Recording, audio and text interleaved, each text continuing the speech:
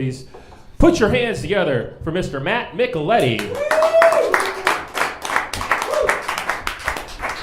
Yes, thank you. I will live by those intros and I will die by those intros, John Henry. The last breath out of my mouth as my grandchildren peer into me in the hospital bed will be, I once did well at Bridget's last laugh.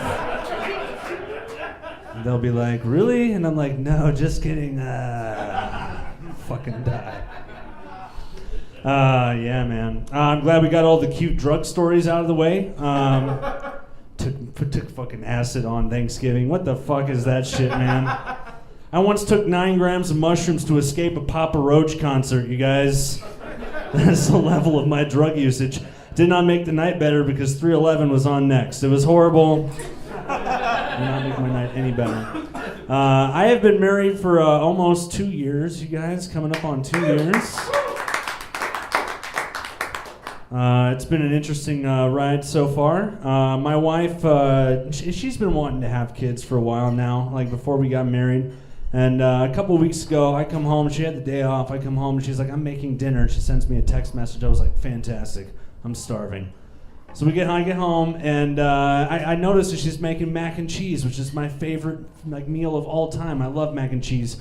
When I was 7, I wrote a fictional story where I ruled a planet that just based on mac and cheese. Like, you wanted your car fixed, you pay in mac and cheese. Like, I was 7. Like, I was fucking stupid, but like it made sense to me when I was 7 years old. And then she didn't tell me that she put vanilla almond milk in the mac and cheese. Nah, what the fuck is that shit? That is some blasphemous garbage, you guys. Doesn't tell me, like, she's looking at me like for approval as I take my first bite of this bowl of sadness. And I'm just like, why does this mac and cheese taste like vanilla? Like, she's like, we ran out of real milk. And gave me that cute smile, you know, like, please forgive me.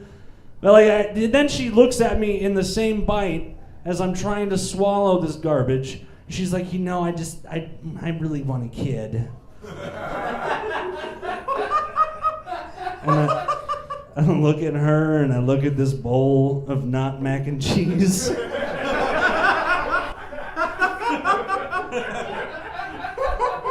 And I look back at her and it was that moment that I realized that I can never come inside of you ever again.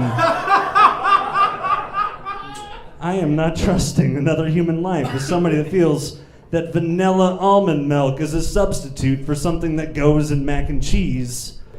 Get the fuck out of my kitchen right now.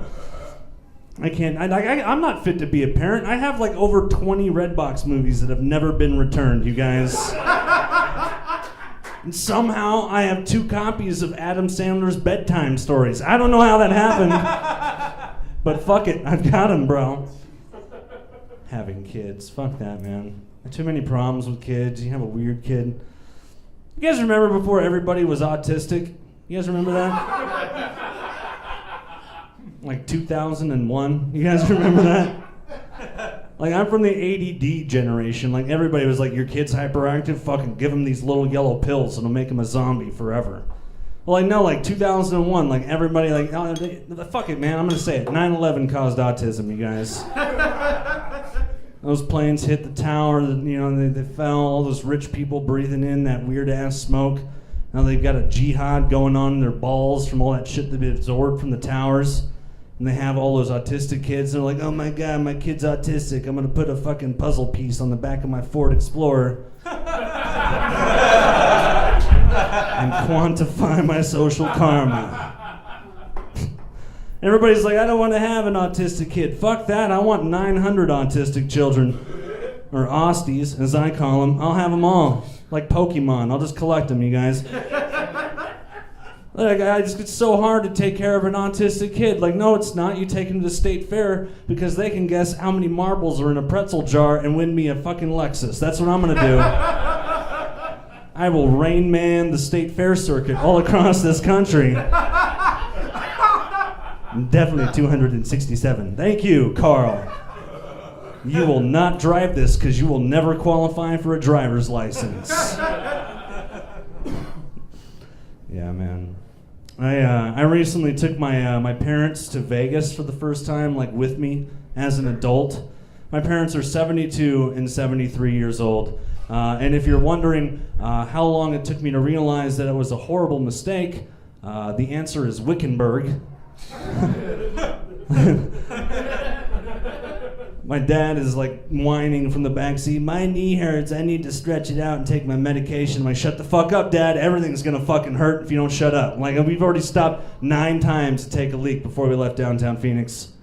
Fast forward 9 hours later, we finally make it to Vegas. And like, my main mission was to get my dad high with me for the first time because weed is legal there now. So like, yeah, like, I wanted to do it. Like, he's from Vietnam. He served time in Vietnam. Like, he's gonna, he probably smoked some weed there. So I walk into the first dispensary I see. I'm like, I need a bong shaped like a shotgun and some OG Kush. We're going platoon tonight. I walk out of the dispensary. My dad is already asleep in the minivan. Like, I was like, this fucking night is ruined. So like, me and my wife, the first night we were there, we just smoked all that weed. We got ridiculously high and did nothing and passed out. And tried to get him high the second night, but he fell asleep in the Italian restaurant. It was fucking horrible. Like, it was supposed to be a special night. And to try and salvage the night, me and my wife decided to go to a peep show for the first time. If you don't know what a peep show is, it's before strip clubs where like you went into this like creepy like jerk off booth that you can't jerk off in because it's too small. Like, you pay money and the screen goes unfrosted and the worst titties of your life are right in front of your face. Like, they've been rejected by the Hustler Club. Like, everybody in town's like, go get a fucking degree from Carrington College. We don't give a shit about your titties. And so we're in there. Me and my wife are getting horned up. I whip it out. She's excited. She's like short enough. She fits under my arm in this cramped up porno booth. So I start jacking it. She's getting like, she's like, yeah. The girl's like not enthusiastic because we're not tipping her anymore. So like, every time I go to stroke, the problem is she's under my arm. So I keep like getting in her in a fucking like chokehold every time I go down on my cock. And about 45 seconds later, I come, and we walk out of that booth, and she straight up looks like she's about to audition for the Blue Man Group. It was fucking great, you guys. Hey, you guys have been a lot of fun. Enjoy the rest of the show. Have a good night.